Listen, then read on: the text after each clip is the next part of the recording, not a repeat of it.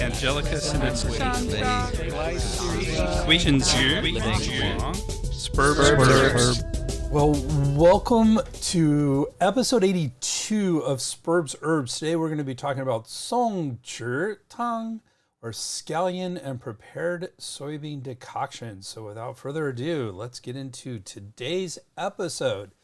And today we will be looking at another, as I just mentioned, Chinese herbal formula. In fact, we're going to look at probably the first formula most of us learn in school, Cōng Chǐ Tāng, or Scallion and prepared soybean decoction.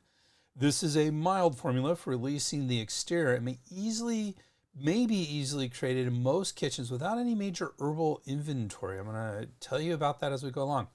As always, we will do our deep dive into this herb formula and look at its traditional uses and its preparation, interactions, and cautions. And as usual, and interactions, there's some interesting interactions here, so we're going to be getting into those as well. And as usual, we will be adding something a little different. We will be looking at pharmacognosy and several glycosides, which are under the heading of pharmacognosy. We're going to talk about what those are. It is going to be another interesting trek into the exciting universe of herbs. Please join us. Before we get going, I just wanted to let you know, I've been teaching for quite a while now on a wide variety of topics. If you like this podcast and want to explore many more of my courses, they are available at www.integrativemedicinecouncil.org.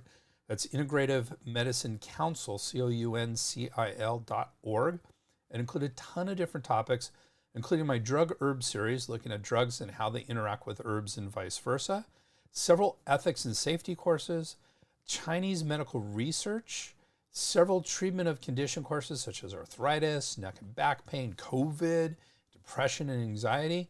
And one of my favorite courses, the Chinese Herbal First Aid Kit. And they are all at a reasonable cost, just period. But you can also now get an additional 20% off with the code SH20OFF. That's SH as in Spurb's Herbs, 20OFF, all lowercase. So SH20OFF, and get 20% off our already low prices. So let's talk about pharmacognosy. I just finished presenting a class on pharmacognosy for my integrative nutrition series and thought parts of it would be perfect for Spurb's Herbs and its little something different. So here is a little introduction to pharmacognosy and then a discussion of some plant constituents. So we're going to start with the term pharmacognosy. It was first coined in 1811 by Johann Adam Schmidt, German, who lived from 1759 to 1809. And it was first found in, my German is much worse than most of my languages, Lehrbuch der Materia Medica. That's as close as I can get to that. It is derived from Greek pharmakon, or a drug, and gignosko, to acquire knowledge of. So it's basically acquiring knowledge of drugs. There is the American Society of Pharmacognosy, and they describe what pharmacognosy is in its areas of study. We're going to just talk about is more than anything else.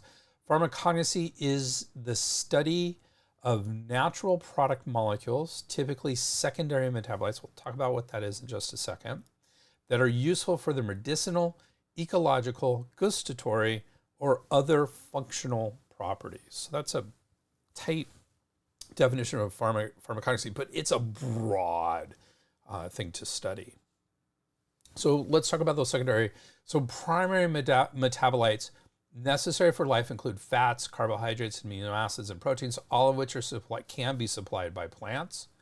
There are also lots of secondary metabolites which may not play a direct impact on life, but may be important for health.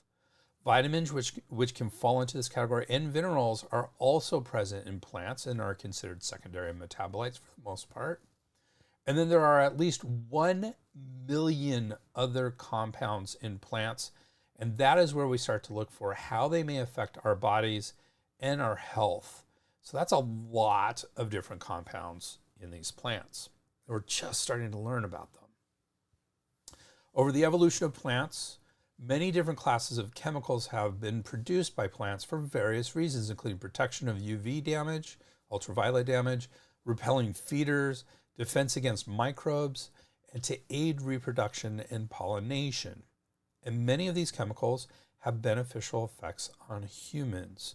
I have this great course that I honestly, it's not one of my more commonly observed courses. It's called Why Not How Do Herbs Work? And it's my favorite, absolute favorite course. It gets into philosophy and ethics, not ethics, but pharmacognosy and just evolution and all kinds of really cool concepts. Fantastic course. And everyone who takes it said this was very different than any other course I've ever taken. I loved it. So that's why, just not a lot of people have watched it, but those who have just adored it, and I adore it. It's fantastic. And it kind of talks a little bit about why would plants have any chemicals that would be useful to humans at all? And it gets into that as well. So it's fascinating. That's a great course as well. So today, however, we will look at some glycosides, which are one of these categories of phytochemicals, phyto meaning plant, so plant chemicals, and how they may be helpful to humans. Basically, glycosides are made up of two chemicals. One chemical is known as an aglycone. So A meaning not, gly meaning glucose or sugar, cone just meaning a chemical that is sugar. So an aglycone means there is no sugar molecule. And the second chemical that is part of a glycoside is a glycone or a saccharide, which are sugars basically. So most often a monosaccharide, so that means one sugar. Remember, sugars can kind of snap together and disaccharides and polysaccharides and things like that. But monosaccharides are one sugar. Probably the most common sugar around is glucose. Though there are other sugars, can be this glycon or saccharide that is part of the glycoside. And those other sugars include rhamnose, fructose, arabinose, and xylose. So there you go. Glycoside basically means there's a sugar portion to it. They're linked together. So these two different chemicals, the aglycone and the glycone, are linked together by a glycosidic bond, which can be linked through specific elements. O-glycosides, the most abundant plant glycoside, is through an oxygen glycosidic bond. C-glycosides are linked through a carbon bond. S-glycosides are linked by a sulfur bond, and N-glycosides are linked through a nitrogen bond. So there are several different subtypes of glycosides. So we're going to talk about a few of them, not all of them, but probably the more important ones. And the first ones we're going to talk about are phenolic glycosides. So phenols are a benzene ring with at least one hydroxyl group. Okay, so that's kind of technical chemistry, but a benzene ring is basically 6 carbons in a ring, and between those 6 carbons, they share 3 double bonds. And technically, it gets a little, in the chemistry, it gets a little bit weird. You'll see, if you can see this here, there's a little drawing, and there's like 3 lines in addition to the lines connecting the carbons, and that indicates the double bonds. But sometimes you'll see this with a circle rather than 3 lines because they actually share those bonds. So it's like, it's not like 3 double bonds. It's more like 6 1.5 bonds.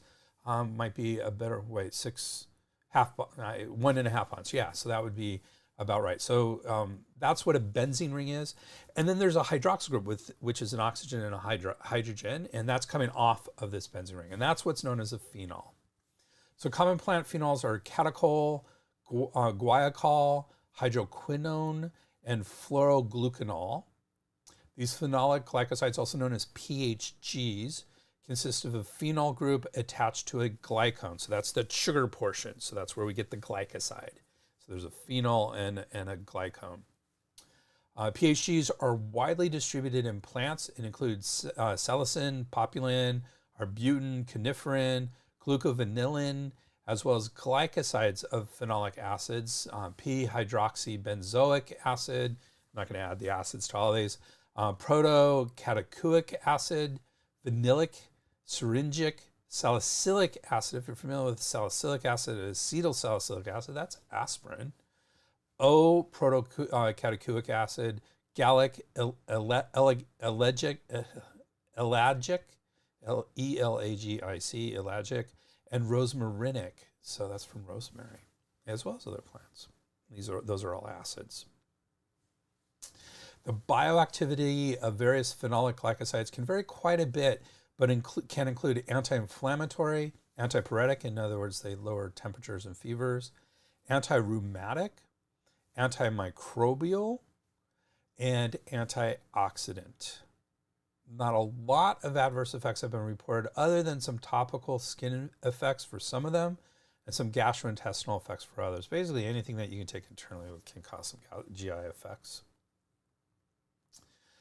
Another type of glycosides are the coumarin and chromone glycosides. Now, these may sound like two different glycosides, and they are technically, but we're going to see that coumarin and chromone are super close together as far as chemicals are concerned. So coumarins consist of a pyrrone ring attached to a benzene ring, as do chromones. So they are exactly the same in that, however, the oxygens are located in different positions in these chemicals.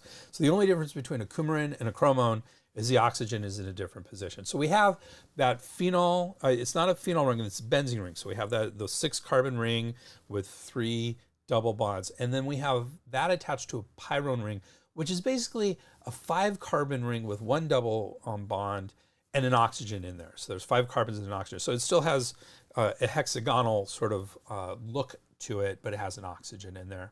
And both of these have an oxygen, a double bonded oxygen coming off of the pyrrone ring as well. Coumarins have several potential health benefits, including anti-tumor, anti-HIV, antibacterial, anticoagulant, central nervous system stimulant, anti-inflammatory, and photochemotherapy. In other words, it can help with light therapy, chemotherapy for a specific type of anti-cancer, and anti-hyperlipidemic, so it can actually lower cholesterol and lipids. 2 new chromone glycosides, 5-hydroxy-2,6-8 trimethylchromone, 7-OBD glucopyranoside. That's the whole technical name. The short name for this is unsinoside A. And then the other chromone glycoside that we're talking about is 5-acetyloxyl 2,6-8 trimethylchromone 7-OBD glucopyranoside, or unsinoside B. So they're very, as you can tell, they're very close, which were isolated from the Chinese herb Selaginella uncinata spring, which is Sui Yun Sao, which is not one of our more common Chinese herbs. But both of these showed potent antiviral activities against respiratory syncytial virus and moderate antiviral activities against parainfluenza type 3 virus. So that's why those are relatively well known. And this came from what I'm using as one of our main pharmacognosy texts here. And I had been using the older version of it, but a new version just came out this year, 2024. And so that's the version that includes it. So when they say new, they mean new. So some coumarins may cause mild nausea, diarrhea, photosensitivity, and in large enough quantities, hepatotoxicity. In other words, it can cause liver problems. Photosensitivity means light issues. So usually like you're more sensitive to light skin-wise, like you get sunburn and things along those lines. Chinese herbs that contain these compounds include dongui, which is one of our most common, Angelica sinensis, one of our more common herbs, dongui, and the aforementioned Sui Yun Sao. So that's coumarin and chromone glycosides. Let's briefly talk about flavonoid glycosides. Flavonoids are polyphenolic compounds. So we know what a phenol is. It's that 6 group with an hydroxyl group going over. So these are polyphenolic. So there's multiples of them put together. And the flavonoids include flavones, flavanol, chalcone, flavanone, orone, flavonoidal, isoflavone, and anthocyanidine. And then we have a whole other category called bioflavonoids, which are where 2 flavonoids are linked together. They may have beneficial effects such as being vasodilatory, so they open up our vasculature, anti-inflammatory, antibacterial, antiviral, anti-allergic, cytotoxic. So that means cell killing, but really what that is talking about is anti-cancer and anti-tumor. So both of those would be considered approaches for treating cancer. Overall, they appear to be quite safe, with Badal, McCrath, and Clement, that's that textbook I was talking about earlier, saying high doses of flavonoids intake do not appear to cause serious side effects. And flavonoids are getting a lot of press lately, saying, hey, get your flavonoids. Here's a pill that will give you your flavonoids. So it's definitely got some mainstream sort of cred around it. Chinese herbs that contain flavonoid glycosides, there's a lot of them, but here, these were the ones mentioned in this textbook. Those include Pu Tao, Bian Shu, Huang Qin, Gu Sui Bu, Hong Hua, Lu Douyi, Gegen, Bai Guoye, and Guanyi Lian Chao. So Guanyi Lian Chao is St. John's wort, or Hypericum if you're in the British areas. So that was the flavonoid glycosides. Let's mention a couple more anthraquinone glycosides. The anthraquinone structure is one of 3 benzene rings. So there you go, just 3 benzene rings put together. And I have a little picture here that has a couple double bonded oxygens coming off of the middle benzene ring. Several plants containing anthraquinone glycosides are laxative in nature. High doses and long-term use can lead to excessive loss of fluids and electrolytes. And Chinese herbs that contain these compounds include Hao Huang Jiao Lu Hui, which is one of the species types of aloe, Lu Hui. Da Huang, one of our major herbs for stools, and Fan Che Ye, Folium senna, a very commonly used herb for a laxative herb as well, both in Chinese and in Western medicine. Western herbal medicine. And our final glycoside that we're going to talk about today are the saponin glycosides. The word saponin is derived from the Latin word sapo, meaning soap. Saponins form stable, soap-like amphiphilic structure. So an amphiphilic structure means one side of it is hydrophilic, it likes water, and the other side is hydrophobic, it doesn't like water, and it's fat soluble. And so they have both fat soluble and water soluble aspects. They may have a diverse range of effects, including cytotoxic and anti-tumor, antiviral, hepatoprotective, so it protects the liver, neuroprotective, it protects the nerves, anti-hyperlipidemic,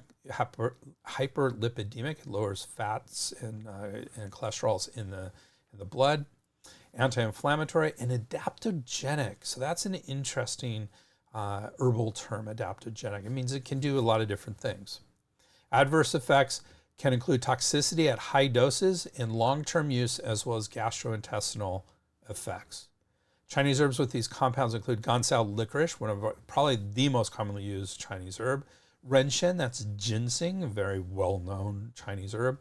Siwu jia, another pretty useful herb, not as well known as gansao or renshen. That's a Canthopanthus. And then hulu ba is another one, not as commonly used. Well, that was a brief introduction into pharmacognosy and one grouping of phytochemicals, glycosides. If you want to know more about pharmacognosy, check out course 10 in my integrative nutrition series. And with that little something different, let's get into today's formula. Today we're going to be talking about Cōng Chǐ Tāng is simply the short names of its 2 ingredients, scallion and prepared soybeans. So that's what it literally means, is scallion and prepared soybean decoction. Tang means decoction. Other names include scallion whites and prepared soybean decoction. So that's Cōng Chǐ Tāng, bai meaning white. This formula is in the subcategory of formulas that release early stage exterior disorders under the category of formulas that release the exterior, according to Scheid and his team. Our other usual formulas textbook, Chinese Medical Herbal Formulas and Applications, Pharmacological Effects and Clinical Research by Chen and Chen, says it is in the acrid and cold exterior releasing formulas subcategory under the exterior releasing formulas category. So It's interesting. It's not early. They don't have a category of the formulas that release early stage exterior disorder. They put it into relieves cold and exterior formula. It says it's in the acrid and cold exterior releasing formula. So if you have a cold exterior pathogen attacking you, then this is the formula to use, one of the formulas that you could use. So one of the interesting differences between our two texts is that Chen Shen do not actually have this formula as a separate mainline formula like it is in Scheid et al. In Chen and Chen's text is considered a related formula to the formula Cōng Chǐ Tāng. So Cōng Chǐ is the same formula that we have, but Jiegong is a different herb. And this formula is in the subcategory of acrid and cold exterior releasing formulas. It includes the 2 herbs of our current formula as well as an additional 6 herbs. So it's a much bigger formula, and then they consider this to be a related formula to that. So let's talk about formulas that release exterior. We've been going over these formulas that release exterior. So we've discussed it in a couple episodes at this point, including episode 58, and I think an earlier one that we just did a month or two ago. So this may sound a little familiar, but it's important to kind of go over these. So they describe the overall category. Scheid and his team describe the overall category in the following way. When a pathogenic influence first penetrates the body, it tends to cause a disorder of the exterior. In this context, the term exterior, biao, denotes the superficial layers of the body comprised of the skin and muscles. These are perfused by the body's protective qi, which is fierce and hot in nature, and whose task it is to warm and defend against penetration into the body by external pathogens. If a pathogenic influence lodges in this aspect of the body, it not only obstructs the normal physiological diffusion of qi and fluids there, but encourages the body to move more protective qi toward the exterior in an attempt to push out the invading pathogen. For this reason, exterior disorders are characterized by fever and chills, indicating obstruction of normal physiological warming, even as protective yang in the exterior tends towards excess.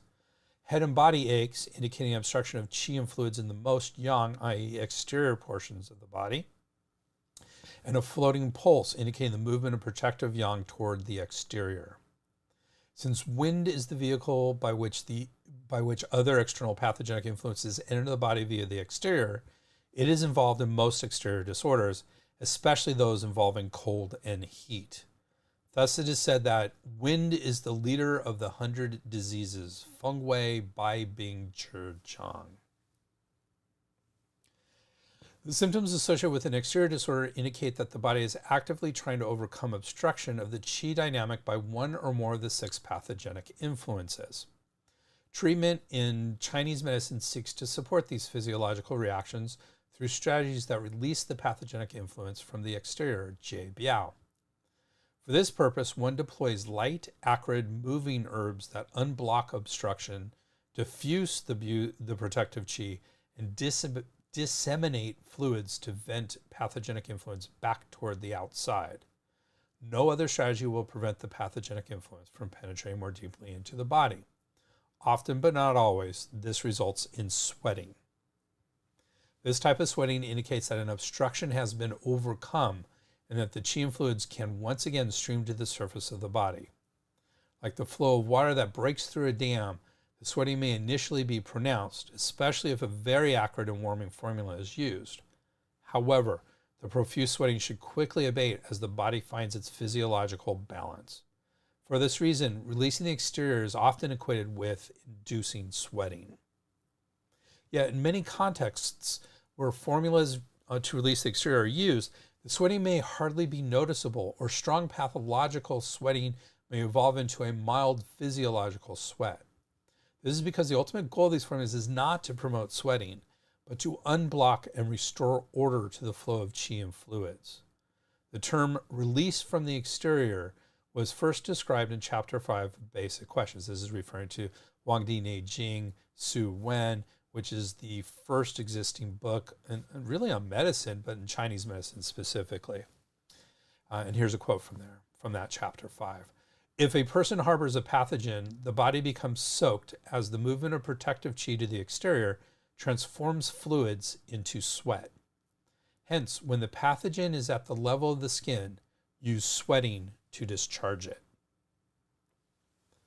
The first known text to list herbal formulas that embody this strategy is the early 3rd century work, Discussion of Cold Damage, which provides some of the most influential formulas in this category, such as a Fedra decoction, Ma Huang Tang, cinnamon twig decoction, Gui Tang, and their variants. Its focus on acrid, warming herbs to overcome obstruction from wind, cold, and dampness dominated medical practice until the Jin Yuan dynasties of the 12th to 14th centuries. So 1,000 years, basically. Innovation until then consisted of extending the range of substances used to promote sweating rather than seeking new areas of application. This changed in the 12th century with Liu Wansu's focus on heat pathogens, which led to the idea that heat in the exterior can occur there directly rather than being due to constraint caused by cold. Venting such heat requires the use of acrid cooling substances, which do not necessarily promote noticeable sweating. The treatment strategies and formulas composed by 17th and 18th century physicians like Ye Tianshi and Wu Ju Tang are associated with the warm pathogen current, are most emblematic of this approach. Other innovations stemming from the Jin Yuan era are the combination of exterior venting with tonifying herbs to treat exterior excess combined with deficiency of qi, blood, or fluids in the interior, and the use of herbs to dispel pathogens from specific channels and their associated surface regions. Sweating is the first of the 8 methods of treatment formulated by the 18th century physician Cheng Guopeng, underlying its importance in clinical practice. Yet many practitioners continue to underrate this method. This is unfortunate because the odds of preventing the development of a serious condition are always better when the intervention occurs at the early stage of an illness. It is best to treat diseases at the level of the skin and hair. The next best is to treat them at the level of the muscles and flesh. The next best is to treat them at the level of the sinews and vessels. The next best is to treat them at the level of the 6 yang organs. The next best is to treat them at the level of the 5 yin organs. When treating at the level of the 5 yin organs, half the patients die and the other half survive. And this was a quote from Basic Questions, the chapter 5 again of the Huangdi Neijing Su Wen that we mentioned earlier. Successful use of the formulas discussed in this chapter will be aided by paying attention to the following principles. First, accurate diagnosis is essential. If an interior disorder develops before the exterior has been released, the practitioner must choose between releasing the exterior first or treating the exterior and interior simultaneously.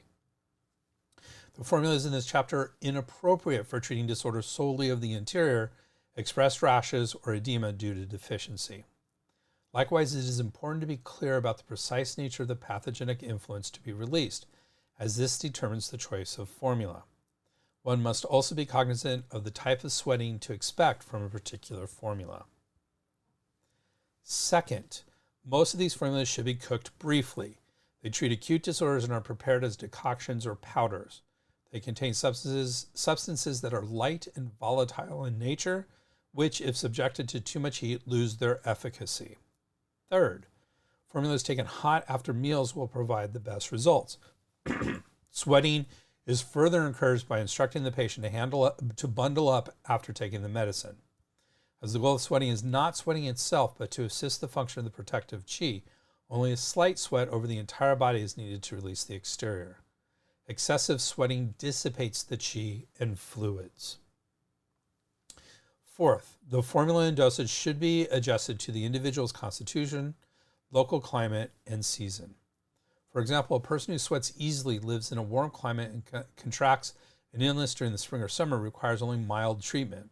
On the other hand, a person who does not sweat easily, lives in a cold climate, and contracts an illness in the autumn or winter requires stronger treatment. So that's a quick rundown of formulas that release the exterior.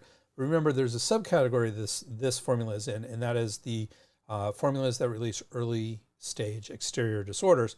So let's see what Scheid has to say about that. So Scheid et al. Also described the subcategory of formulas that release early stage exterior disorders. And here's what they say. In In the first stage of an externally contracted disorder, a person will feel as if the outer layer of protection has been stripped off, making them feel very vulnerable to drafts. This sensation is called aversion to wind, wu feng, and can be treated by a simple infusion of Alii fistulosi bulbus or song bai. That's the main herb that we're going to be talking about here. That's green onion. Stronger chills indicate that the condition has progressed slightly and that it requires one or another of the formulas discussed in this subcategory. These formulas should be prescribed for 1 or 2 doses only. If ineffective, a stronger formula is needed. So that's the overview of the formulas that release early stage exterior disorders. So talking about our formula today, Cōng Chǐ Tāng. What does it do? What are its Chinese medical actions? So Scheid et al. Say this formula unblocks the yang protective qi in the exterior and induces sweating. And because this is related, Say Chen Chen do not have specific actions for this formula. Usually I like to compare the two of them. But they both have some indications, some Chinese medical indications for this. So Scheid and his team say this formula can be used for mild fever and slight chills without sweating, headache, stuffy nose, a thin white tongue coating, and a floating pulse. This is the earliest stage of an externally contracted wind cold or wind heat disorder. The lungs govern the exterior as well as the skin and nasal passages.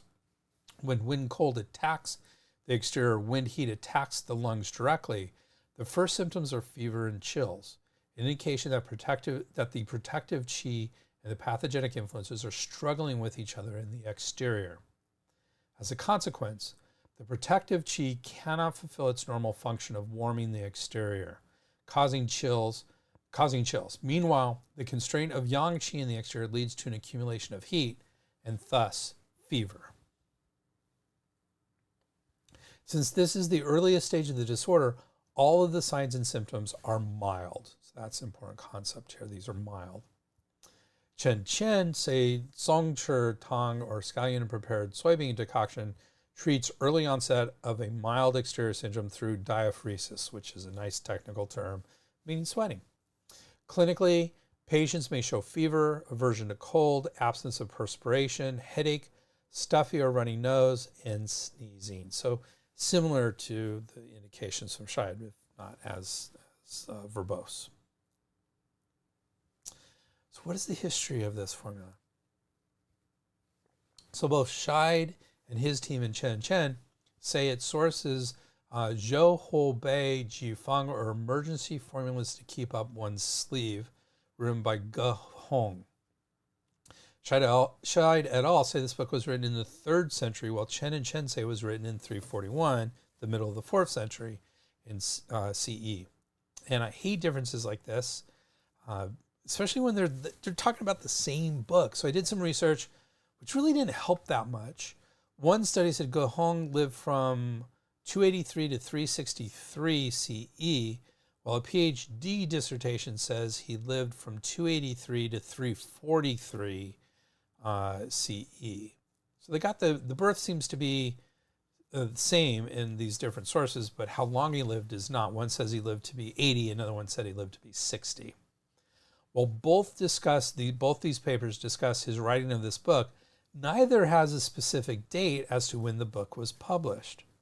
Considering it very unlikely he would have written it by age 17, which would have been the end of the second century, and believe me, 17-year-olds didn't write books in ancient China. It is very unlikely this was written in the 3rd century. So I suspect 341 CE is the relatively accurate date of publication. So there we go. Again, I don't have the end-all be-all of exactly when it was published, but the 341 seems more accurate than sometime during the 2nd century, the 3rd century.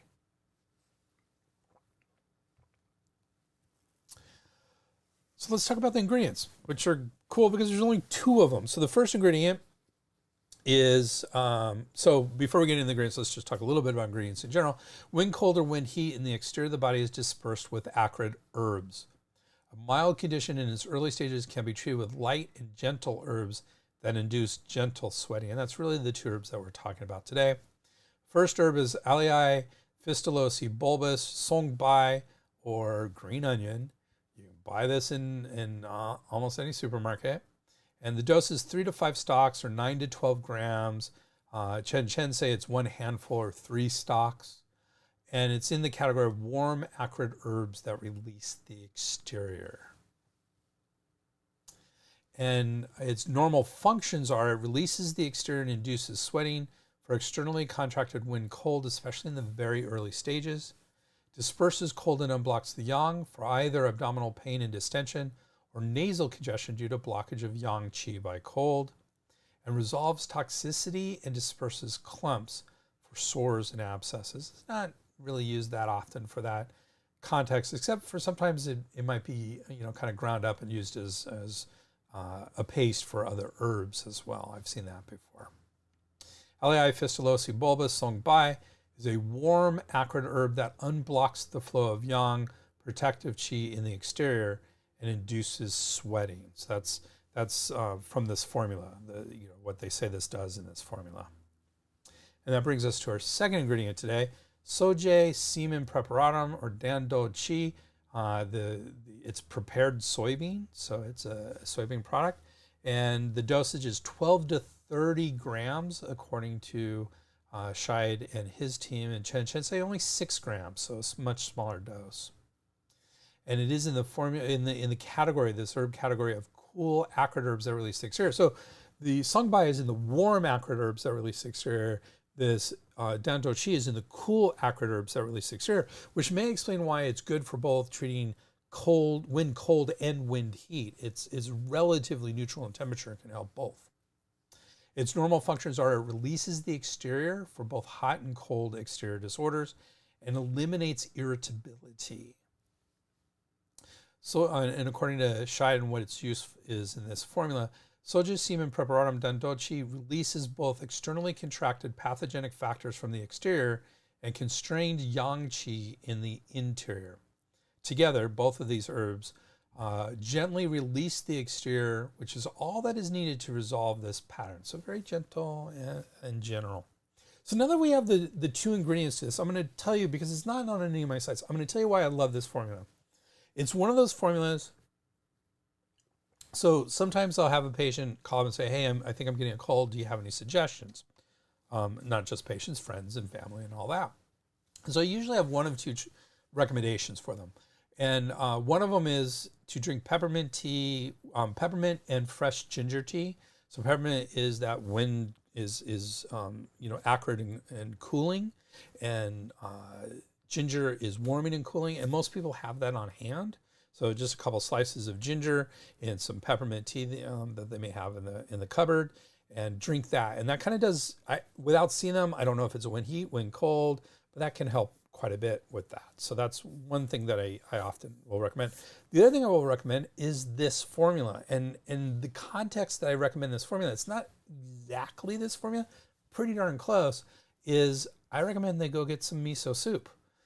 Because miso soup make sure there's scallion in it, and maybe add a little bit of scallion in it, but it has scallion, and it has, miso is basically prepared soybean. It's a fermented soybean, and they often have little cubes of tofu in it, so which is also soybean.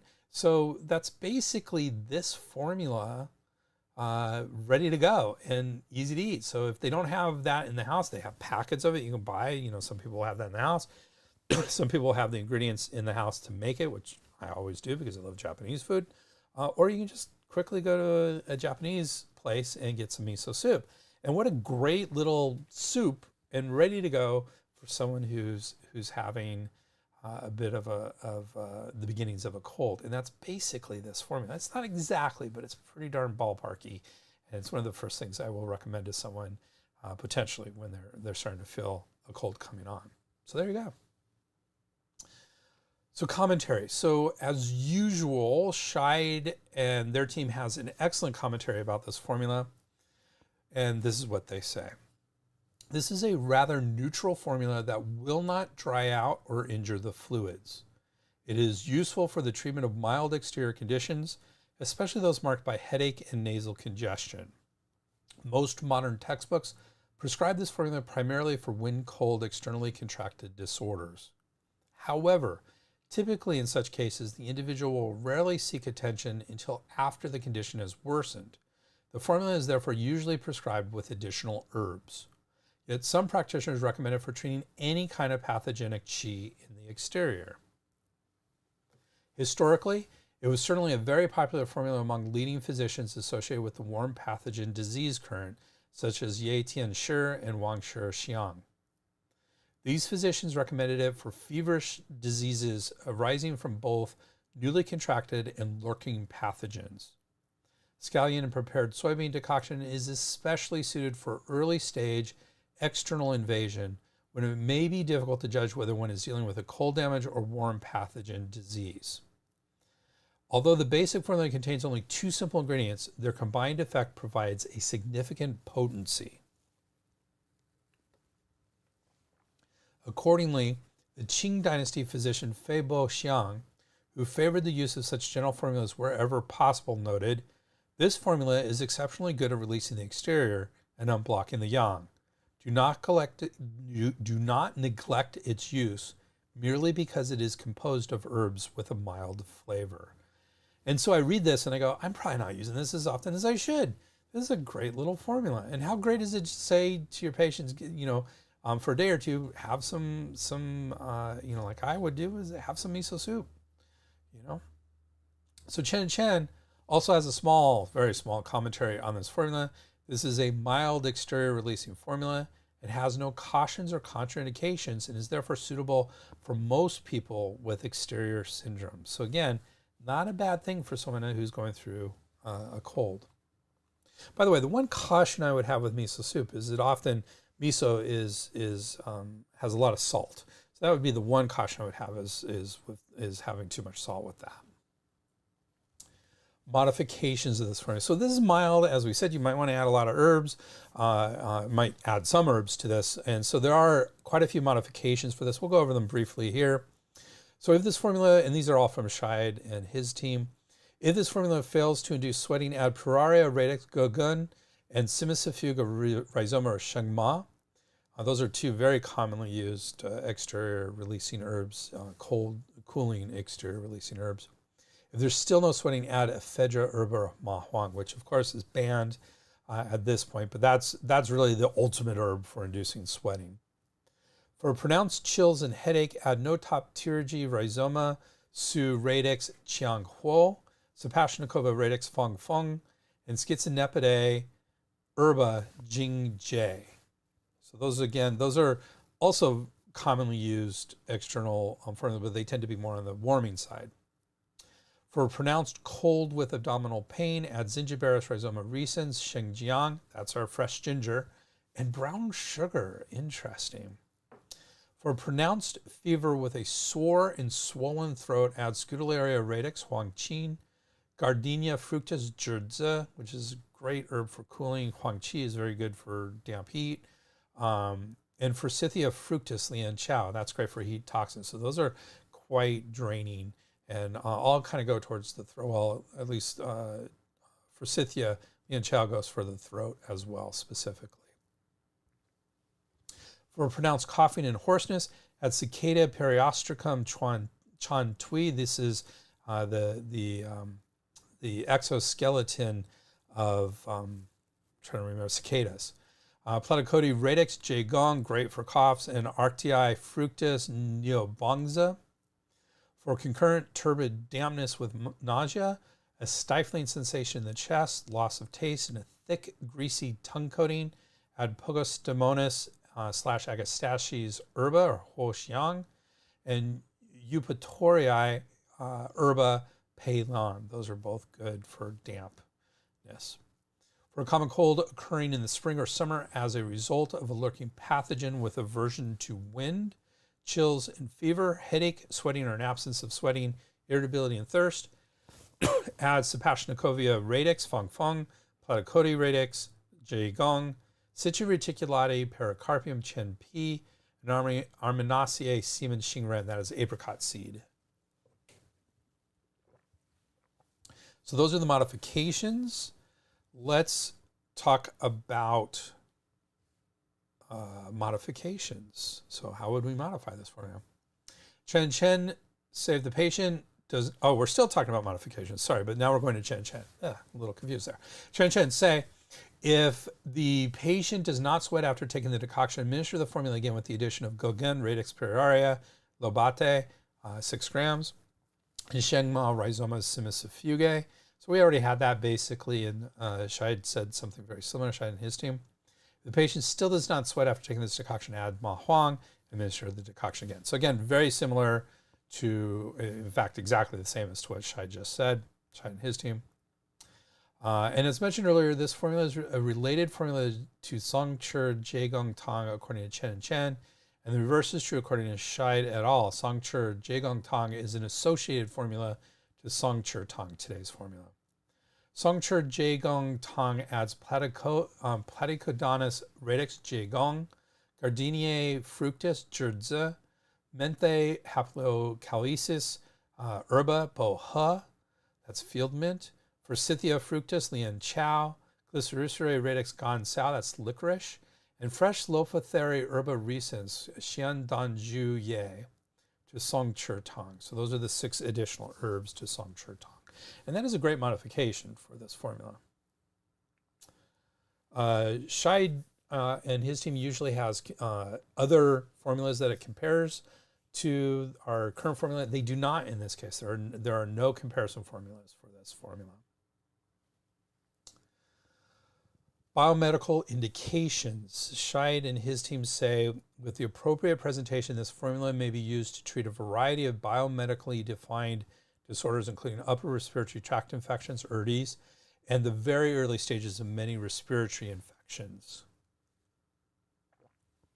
Chen and Chen, given that this is a related formula, it also does not have a thorough monograph on this formula. It does not include biomedical indications, which they usually are very good to include.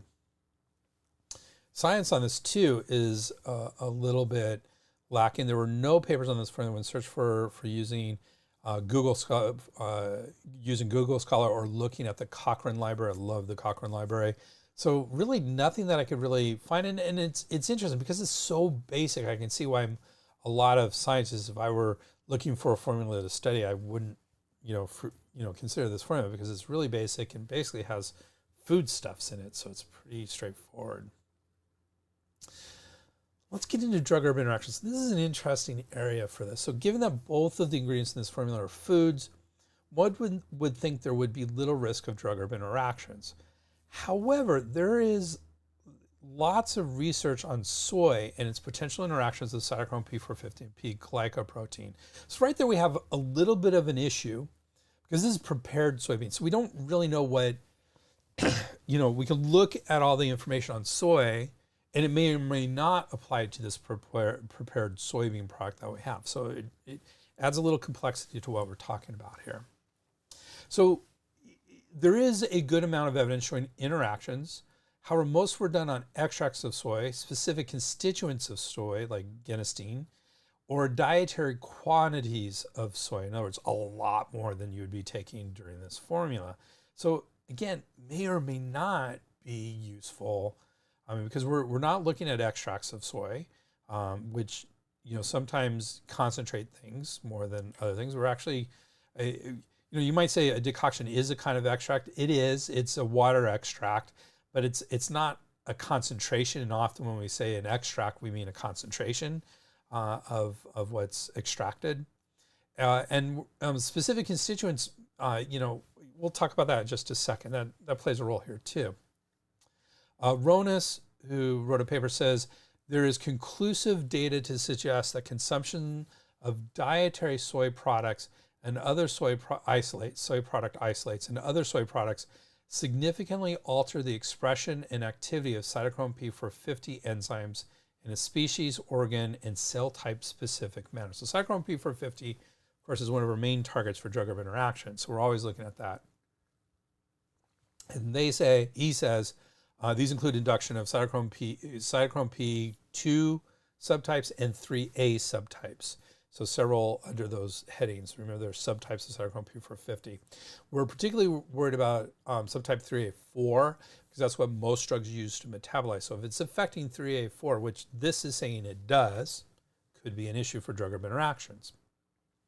Another earlier study, Williamson in 2006, concludes no clinical reports and conflicting evidence between effects of genistein, an isolated ingredient, and the total extract of soya.